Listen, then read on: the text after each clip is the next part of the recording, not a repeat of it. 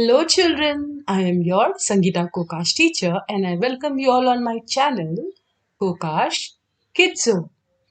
Today we are going to learn this new poem of your Unit 2, Time for Everything. सब चीजों का एक समय होता है, एक टाइम होता है जो उस टाइम पे ही करना चाहिए, राइट? तो उसके ऊपर ये पोयम दिया गया है कि इस समय पे हमें क्या करना चाहिए, हमें सोच समझ कर करना चाहिए, right? So let me read it for you all. मैं पहले इसको रीड करूंगी, आप ध्यान से सुनेंगे. Okay. There's a time to run and a time to walk. There's a time for silence, a time for talk. There's a time for work and a time for play. There's a time for sleep at the close of day. There's a time for everything you do, for children and for grown-ups too. A time to stand up and a time to sit, but see that the time and actions fit. There's a time to run and a time to walk. Now, what do you mean by this? THERE apostrophe S? It means there is. Okay, it is short form of, short way of writing. There is. THERE. There. IS is. Okay, so IS is का जो I है वो missing है, तो उसकी जगह पे ये apostrophe डाली गई है, राइट? ये ऊपर दिख रहा है आपको. So how you will read it like a one word.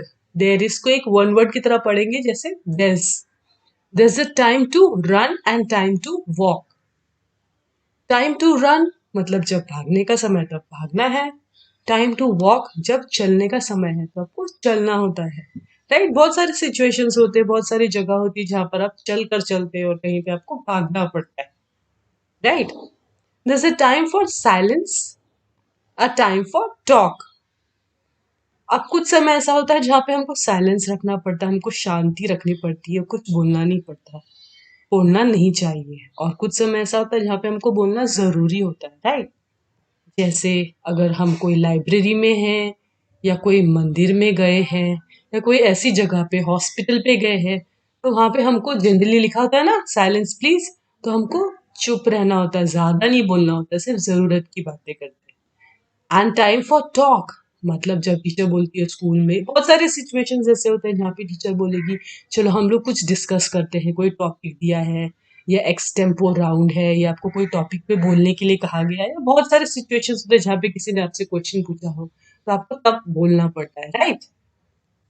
Next, there is a time for work and a time for play. अब बच्चों का वर्क क्या होता है? बच्चों का वर्क होता है उनकी पढ़ाई, राइट? उनका होमवर्क, उनकी डेली शेड्यूल जो मम्मी देती है कि आपको ये छोटे छोटे काम देते हैं वो सब करना होता है, राइट? तो जब आपका काम करने का समय है तो आपको ध्यान से मन लगा के पूरे डेडिकेशन के साथ काम करना है. और जब आपका खेलने का टाइम होता है तो आपको मन लगा के खेलना है, right? Health is also very important. Health is wealth, right? Moving to the next line. There is a time for sleep at the close of day. अब सोना है. अब क्या करें, कुछ बच्चों को तो सोना सुबह 7 बजे के बाद नींद आती है बहुत ज्यादा, तो वो सोते हैं. पर एक्चुअल टाइम क्या होता है सोने का? रात का समय, राइट? कुछ लोग 7 o'clock को सो जाते हैं, रात को 7 PM. बहुत अच्छी बात है, जितने जल्दी हम रात को सो सकते हैं उतने जल्दी सोना चाहिए. Close of day that means end of the day, जब सनसेट हो जाता है. There is a time for everything you do. हर चीज के लिए एक टाइम बनाया गया है, या तो आपके टीचर ने बनाया होगा या तो आपके पेरेंट्स ने बनाया होगा या तो आपने खुद बनाया होगा. और हर चीज का एक सही समय होता है, तो हमें वो हर चीज को सही समय पे करना जरूरी है. तभी हम डिसिप्लिन में रहेंगे, अच्छे से रहेंगे और हम बड़े बनेंगे, right? For children and for grown ups too. अब ये बात जो है वो सिर्फ बच्चों के लिए नहीं है, ये बड़ों के लिए भी है, राइट? अगर पापा सुबह उठकर ऑफिस ना जाए और सोते ही जाए, या मम्मी सुबह उठ के आपके लिए टिफिन नहीं बनाए सोते ही जाए, टीवी देखते रहे, तो नहीं चलेगा, राइट? सभी को अपना काम समय पे करना है, and which is valid for children as well as for grown ups. यहाँ पे ग्रोन अप का मतलब क्या है? जो बड़े लोग हैं, a time to stand up and a time to sit. अब कुछ समय हमारा बैठने का होता है, कुछ समय खड़े होने का होता है, right? Next, but see that the time and actions fit. तो आपको ये भी ध्यान रखना है कि आप जो एक्शन कर रहे हो या जो आप कर रहे हो, एक्टिविटी कर रहे हो, वो सही टाइम पे है कि नहीं, सही समय पे सही चीज होनी चाहिए। Okay children, so let's start with the recitation part. मैं जब बोलूंगी तो आपको ध्यान से सुनना है, जब मैं स्टॉप होंगी तो आपको रिपीट करना है। Okay, let's start. There's a time to run and a time to walk. There's a time to run and a time to walk. There's a time for silence and a time for talk. There's a time for silence and a time for talk. There's a time for work and a time for play. There's a time for work and a time for play. There's a time for sleep at the close of day. There's a time for sleep at the close of the day. There's a time for everything you do. There's a time for everything you do. For children and for grown-ups too. For children and for grown-ups too. A time to stand up and a time to sit. And a time to stand up and a time to sit. But see that the time and actions fit. But see the time and the action fit. Very good children, जिन्होंने भी बोला बहुत अच्छा, और जिन्होंने नहीं बोला next time आपको जरूर बोलना है। Okay okay children, it's time for question answers. I will show you question answers on another slide. Okay, so the first question is asking when is the time for sleep. सोने का समय कब होता है? It is time for sleep at the end of the day. तो सोने का जो समय है, सूरज डूबने के बाद दिन जब खत्म होता है तब होता है। Okay, next question, what is meant by there's time for everything you do. यहाँ पे पूछ रहा है पोयम में जो ये सेंटेंस है, there's time for everything you do, इसका मतलब क्या है? It means that whatever you do haves to be is the time done for sleep. at the appropriate और correct time। इसका मतलब है कि जो भी चीजें आपको करनी है वो सही टाइम पे सही समय पे होना चाहिए। Okay, question C is asking who should do everything at the correct time। Tick the correct option, children, grown ups, both. ये पूछ रहा है कि सही टाइम पे किस किस को काम करना चाहिए। ऑप्शन है चिल्ड्रन, ग्रोन अप्स या बोथ, या तो बच्चों को या बड़ों को या दोनों को। तो answer is both. Yes, this is applicable for both. सबको अपना काम सही समय पे करना चाहिए, चाहे वो बच्चे हो या बड़े हो, ग्रोन अप्स हो। Okay, now next question number 2। Now big question number 2, ये क्या बोल रहा है? One line in this poem contains it's message in short, write down that line. ये जो पोयम है उसमें एक बहुत स्ट्रॉन्ग मैसेज दिया गया है, तो एक लाइन में वो पूरा कंप्लीट मैसेज आ रहा है। वो कौन सा लाइन है आपको लिखना है। तो ये लाइन है, there's a time for everything you do.